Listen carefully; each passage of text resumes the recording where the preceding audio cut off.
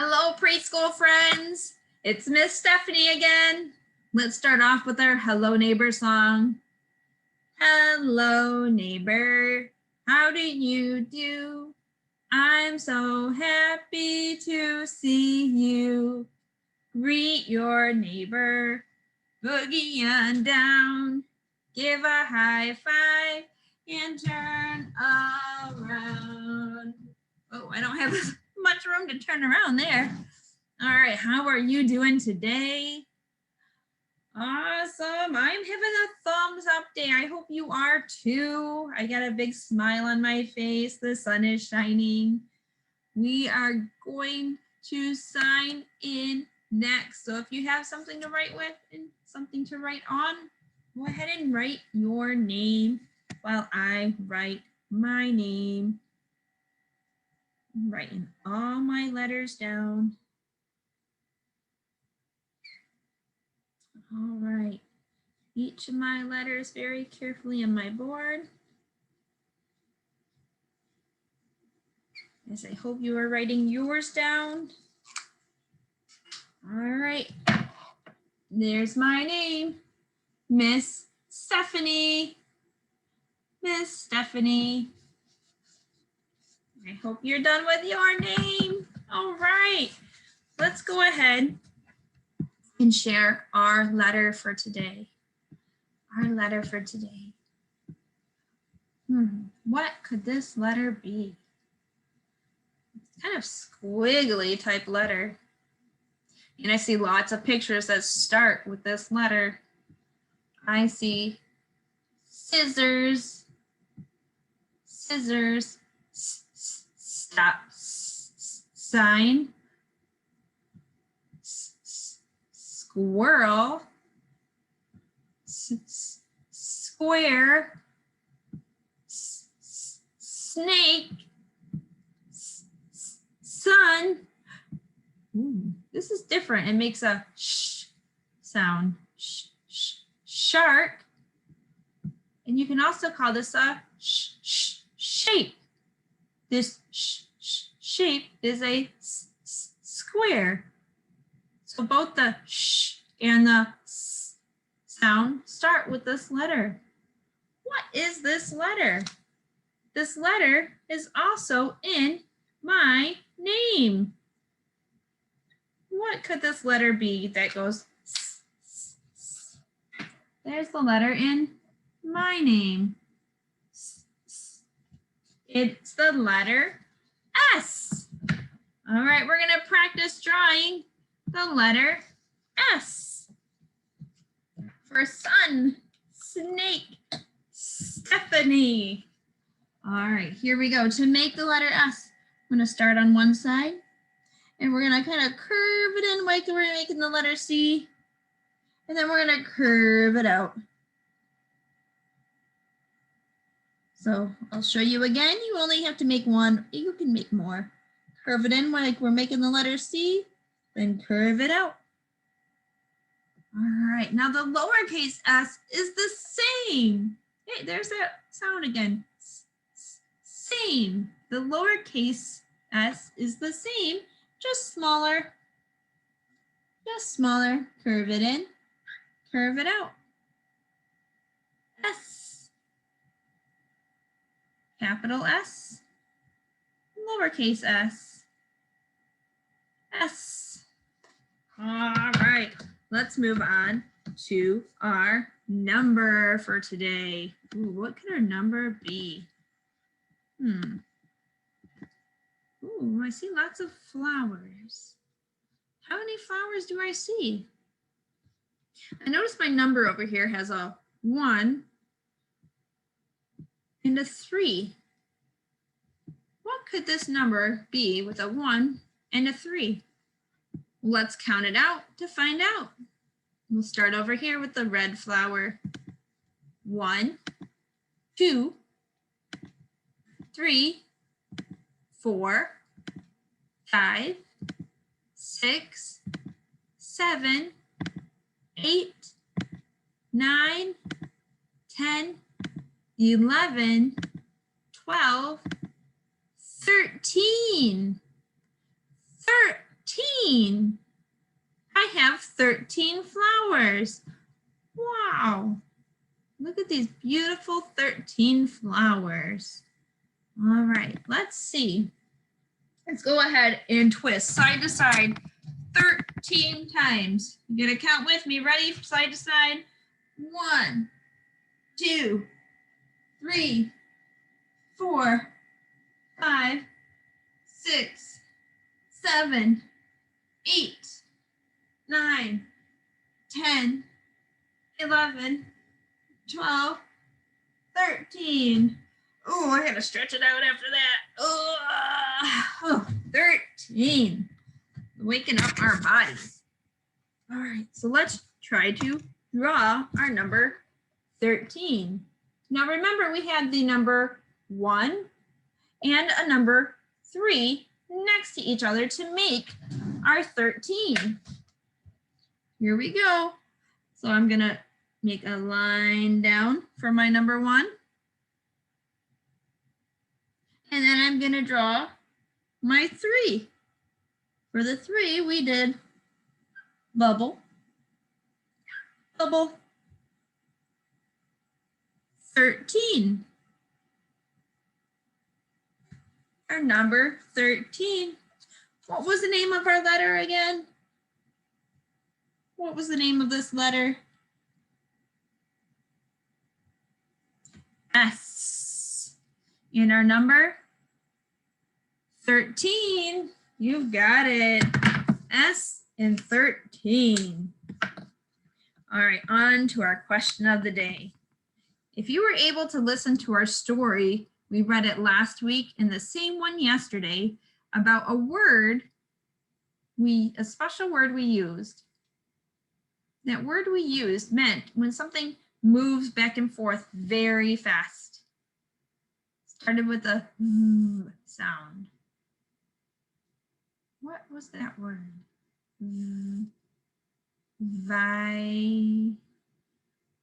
Vibrations. Vibrations, when something moves back and forth very fast. Now, sometimes we can't see the vibrations made when a sound is made. And we can't see the vibrations in the air when they get to our ears. Vibrations is what makes sound. And we learned 3 different ways to make vibrations. So for my question for you today, can you remember one way to make vibrations? Take a moment to think. What was one way we could use to make vibrations? Vibrations make sound. I'll give you a clue. All right, one way was when I moved my hands back and forth. And it makes a sound. That is called rubbing. We also talked about it when we had our toothbrush and we put our toothbrush on our teeth and rubbed up and down or side to side in circles. We rubbed the toothbrush on our teeth. Rubbing was one way to make the vibrations. Can you think of another way? The picture we saw in the book had a boy with a baseball bat and he was swinging it at a ball. That was a hit. A hit can make vibrations.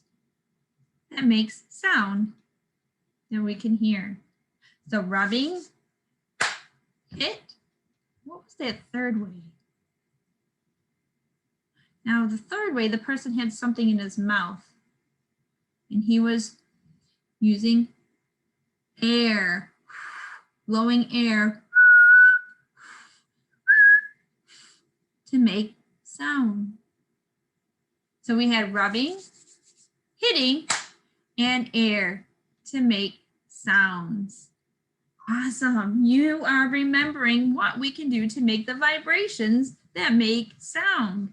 And remember, we can't see the vibrations, we can't see the sound moving its way to our ear, but we can hear it, just like we can hear my dog barking at the cars down the road. All right, I'm gonna share a book with you on Epic. It's called My String Broke. Let me get back to the beginning of the book because I already read it. All the way back to the book. Ooh, look at these cool little instruments. All right, My String Broke. Now remember, the author of the book writes the words. The author writes the words, and that is Harriet Seifert. The illustrator draws the pictures. So this is illustrated by Amanda Haley. The name or title of the book is My String Broke. Huh. I see they're playing instruments here that have strings on it. I wonder what would happen if a string broke. Teacher says, come in, come in. It's time for your class in violin. Get your violins from their cases. Hurry up, find your places. Each takes out a violin and bow. Do, re, mi, fa, sol, la, ti, do. Teacher plays a lovely tune. All wish that they will learn it soon. Teacher says, before you can play the violin, you must learn to hold it with your chin.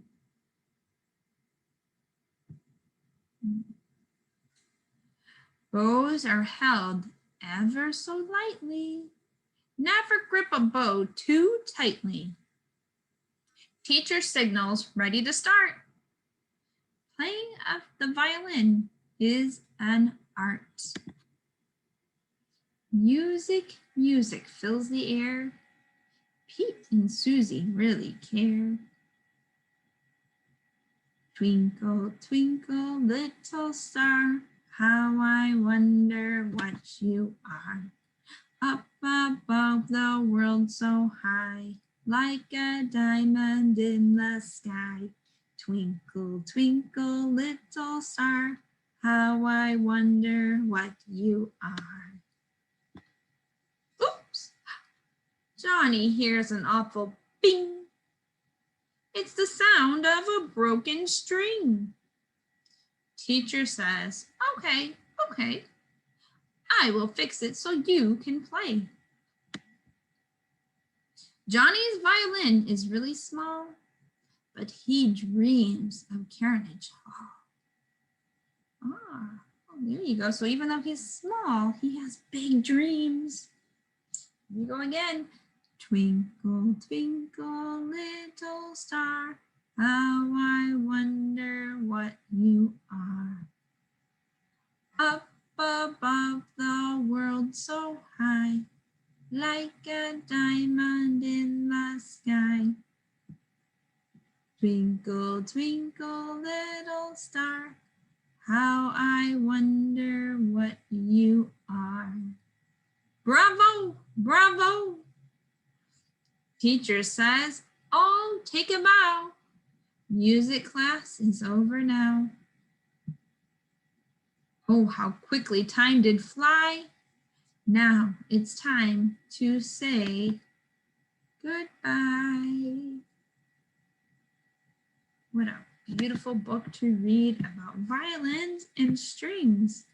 So I wonder, what would happen if a string broke? Why does it make a difference if it broke? Well, guess what I have here to show you? I have a violin to show you. Look at this. I'm going to show you what would happen in the different ways I play the strings on the violin. Now, I don't know how to play the violin, but I know from the book I can hold the bow very gently. And then I can rub them against the strings.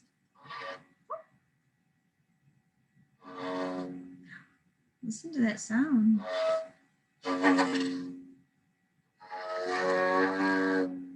Wow, you hear that?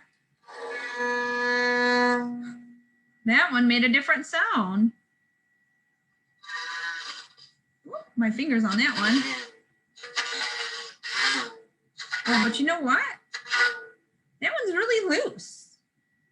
The string was very loose, and now it didn't break, but it was very loose, and it made kind of an icky kind of sound. So there's these little knobs here at the end. I wonder what would happen if I tightened the string just a little bit so it wasn't so loose. Would it make a different sound then? Let's try it. Now the string's not so loose. Will it make a different sound when I play it? Oh, that's a little bit better. Yeah. There you go. Now it's not such an awful sound when I play it, when I tighten the string. So it depends. You can't really see the strings very well, but each of the strings are actually different sizes on the violin too, which makes their vibrations different. So different size strings make different vibrations, and then it depends on how much I tighten them using these little knobs here at the end. So just like in that book we read yesterday, different vibrations make different sounds. The different size strings and different tightness of the strings make different sounds. Now it's time to get out our rubber bands. You have your rubber bands with you today. And did you bring something to put your rubber bands on? So I'm going to start. I have a rubber band here that I put on this box. But before I do that, I want to show you. So here's just a plain rubber band by itself. And here's one on the box. And I have an extra one. So I'm going to put this one on a can. So go ahead and take a moment if you need to pause, get your rubber bands out, and go ahead and find a different object to put your rubber band on. If you have two rubber bands, you can do two objects. If they're different, or if they're different rubber bands, you can put them both on the same object. Anything you do will work. So let's take a look at the rubber band that's on nothing. This is kind of like a loose string. What happens when I pull on it? Well, I see it wiggling and moving back and forth, right? So is that kind of like a vibration? It's wiggling and moving, but I don't hear anything. Huh. I don't hear anything. So it's kind of like the loose string on the violin. It'll wiggle back and forth, but it's not making any sound. But when I put it on something and make it a little bit tighter, well, now that's making a kind of a sound too, but not the best sound either, but I can hear it. So it must be making some kind of vibration. Now look at this here. Let me see what happens when I do this. Ooh, now on this can, I don't know if you have a can on you, but when I pluck or rub on that rubber band, you can kind of see,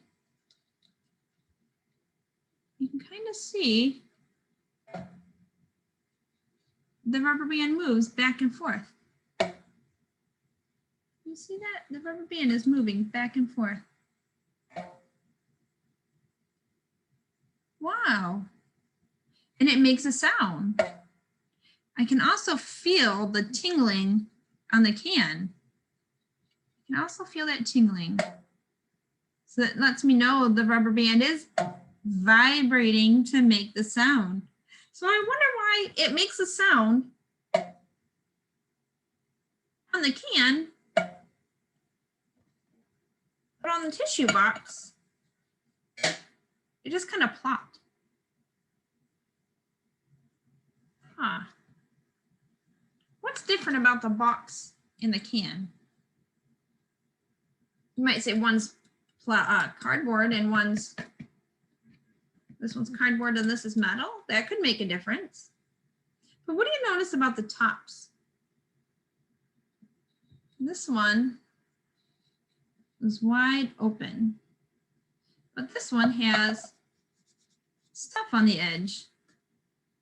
I wonder if I move that stuff on the edge, would that make a difference in the rubber band?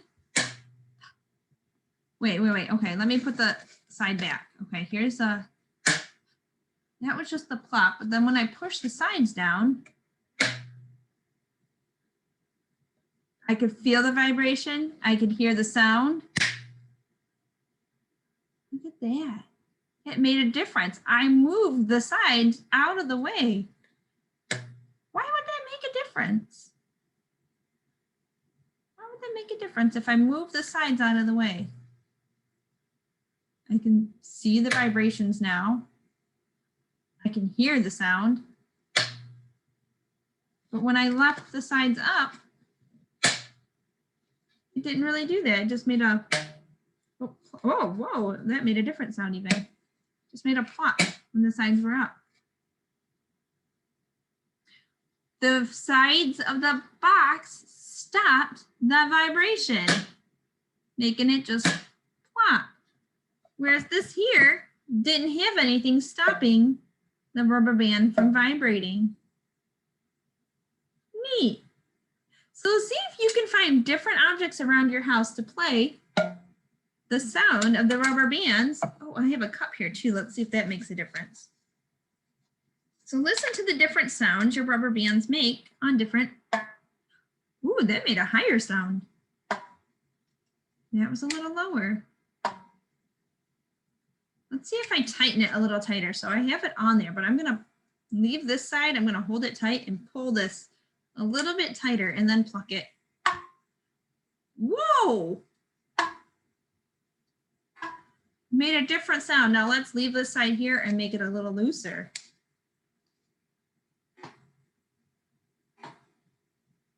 Oh, wow. So even on the same object, if I make the rubber band tighter or looser, it made different sounds. Have fun exploring the different sounds around your house with the different objects you might find to put your rubber band on. All right, friends, thank you very much. Have a great day.